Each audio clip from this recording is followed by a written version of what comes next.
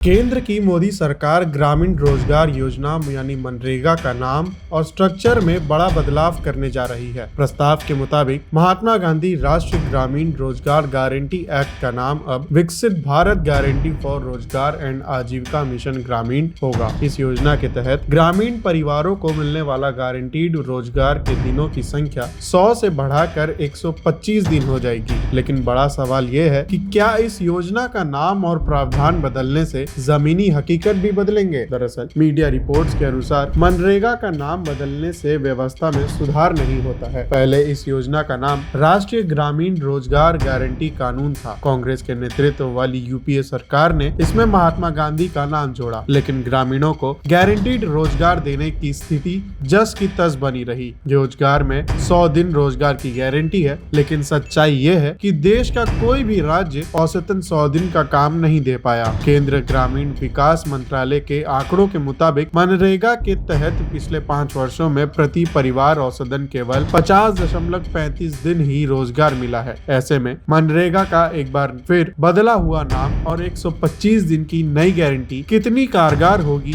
ये समय ही बताएगा। ये योजना ग्रामीण परिवारों के लिए तब आजीविका का सहारा बनती है जब उनके पास रोजगार के अन्य विकल्प उपलब्ध नहीं होते। लेकिन जमीनी हकीकत तो ये है, उन्हें न तो नियमित काम मिलता है और न ही साल में 100 दिन के काम की गारंटी। केंद्रीय ग्रामीण विकास मंत्रालय के आंकड़ों पर गौर करें तो साल 2024-25 में मनरेगा के तहत हरियाणा में सबसे अधिक 363 रुपए प्रतिदिन मजदूरी तय है, लेकिन वहां भी प्रति परिवार औसतन केवल 34 दिन का ही काम करता है।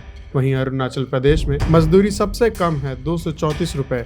हालांकि वहां औसतन लोगों को 67 दिन का काम मिल रहा है। उत्तर प्रदेश में हालात तो और भी खराब हैं, जहां साल भर में प्रति परिवार औसतन 51 दिन काम कर रहा है और मजदूरी सिर्फ 237 रुपए प्रतिदिन के हिसाब से दी जा रही है। यानी प्रति परिवार साल में 12,000 और प्रति महीने 1,000 रुपए की कमाई कर रहा है। अब महंगाई के इस दौर में हर परिवार 1,000 रुपए महीने में कैसे गुजारा होगा, ये सोचने वाली बात है। ग्रामीण अर्थव्यवस्था के जानकारों का मानना है कि मनरेगा को कृषि क्षेत्र से जोड़े बिना इसमें वास्तविक सुधार संभव नहीं है। यदि खेती से जुड़े कार्यों में मनरेगा श्रमिकों को लाया जाए और मजदूरी बढ़ाकर 500 रुपए प्रतिदिन की जाए, जिसमें सरकार 300 और किसान 200 रुपए दे, तो श्रमिकों को ज्यादा दिन काम मिलेगा, किसानों की लागत घटेगी और योजना में पारदर्शिता भी बढ़ेगी। आपको बता दें कि साल 2018 में गठित एक उच्च स्तरीय समिति ने भी मनरेगा के कृषि से जोड़ने की सिफारिश की थी, लेकिन अब तक इस पर अमल नहीं हुआ है।